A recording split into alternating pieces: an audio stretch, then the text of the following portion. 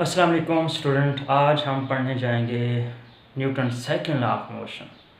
और Newton second law of motion को अच्छी तरह से अंडरस्टैंड करना है, समझना है, इसकी डेरिवेशन भी करनी है। बोर्ड में डेरिवेशन भी आ जाती है, शॉर्ट क्वेश्चन के तौर पर भी आ जाता है।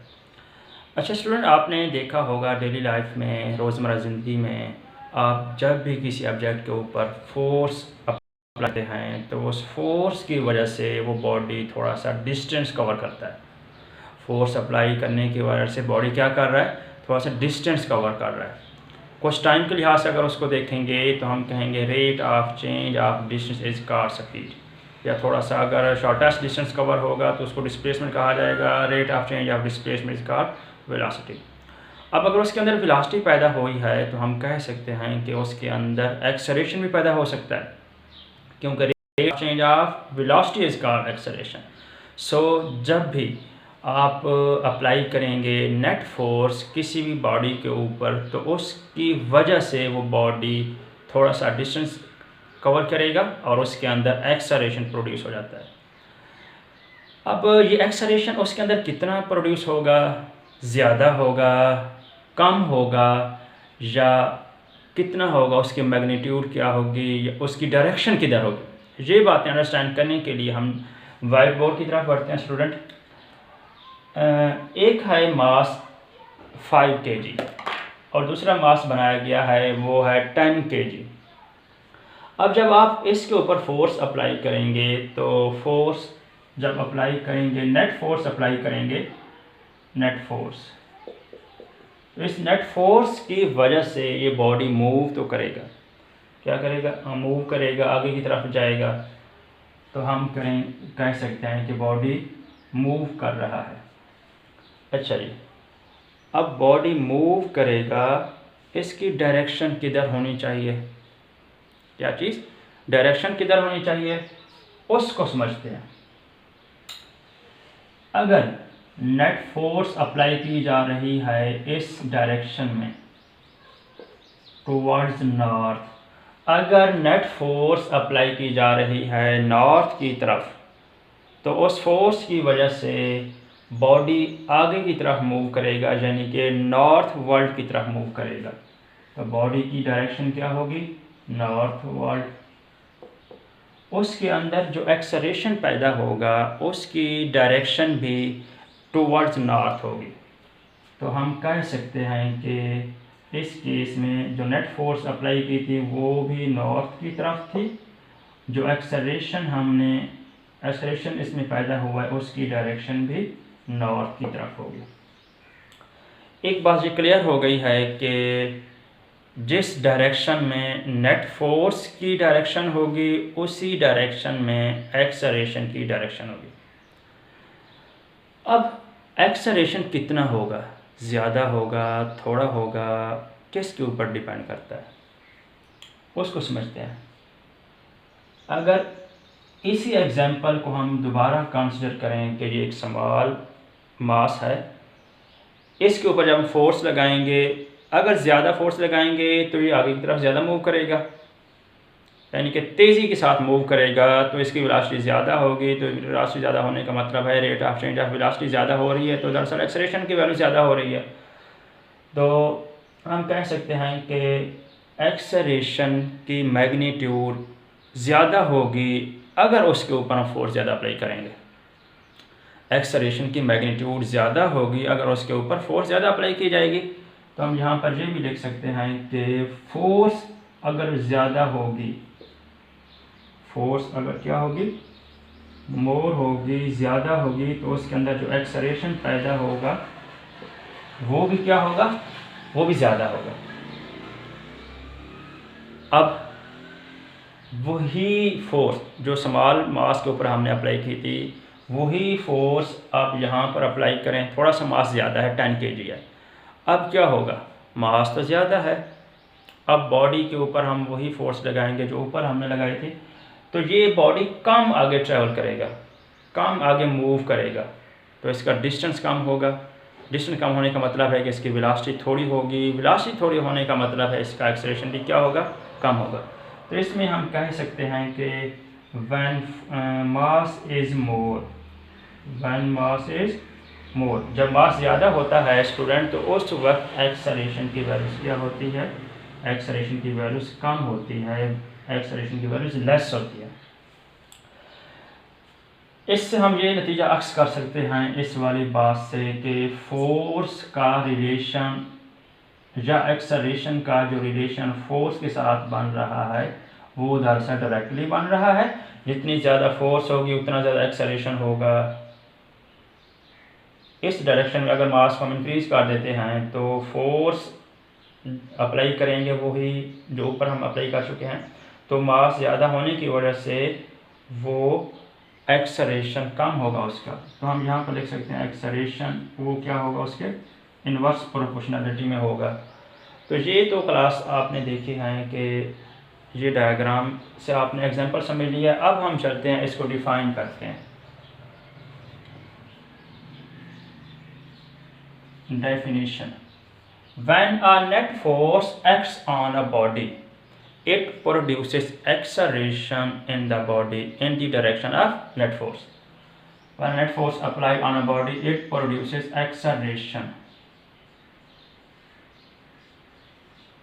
It produces acceleration in the body in the direction of net force.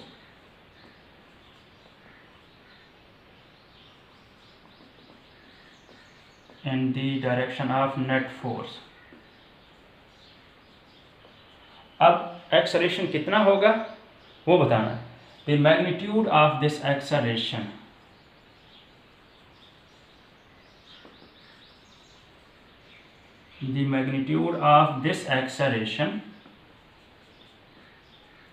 is directly proportional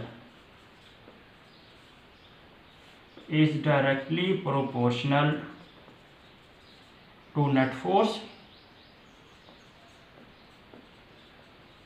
and inversely proportional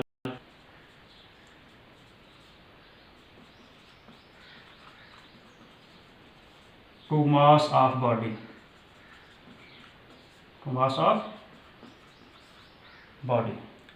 ये तो स्टूडेंट हो गई इसकी डेफिनेशन हो गई। आइए चलते हैं हम इसको ड्राइव करते हैं मैथमेटिकली। इसकी जो फॉर्म है F=m में उसको ड्राइव करते हैं।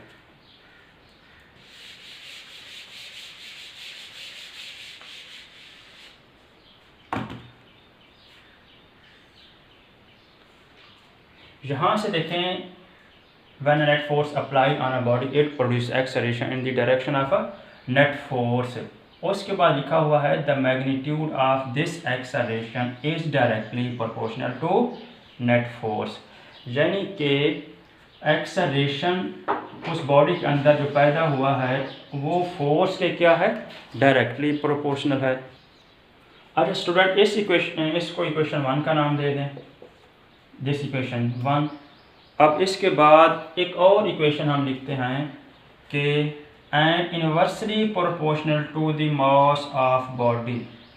अब एक्सेलरेशन की वैल्यूज़ क्या होगी, मास के इनवर्सली प्रोपोर्शनल है। ये इक्वेशन हो गई आपकी सेकंड। उसके बाद इन दोनों इक्वेशनों को आपने कंबाइन करना है। यहाँ लिखेंगे आप combining equation 1 and equation second. Equation 1 और इक्वेशन सेकंड को कंबाइन करने से ये प्रोपोर्शनैलिटी है F/m। अब इस प्रोपोर्शनैलिटी के ख़त्म करें वर्ड को। अच्छा ए डायरेक्टली प्रोपोर्शनल या प्रोपोर्शनैलिटी है F/m। इस इक्वेशन में स्टूडेंट हम यहाँ पर ये प्रोपोर्शनैलिटी का जो साइन है इसको ख़त्म करेंगे, यहाँ पर इक्वल लगाएंगे और इक्वल लगाने के साथ कोई कांस्टेंट भी लगाएंगे। तो हम इस तरह लिखेंगे A = KF/m। यहाँ पर where K is constant known as proportionality constant. इसका नाम कांस्टेंट है, इसको बस बोलते हैं स्प्रिंग कांस्टेंट भी।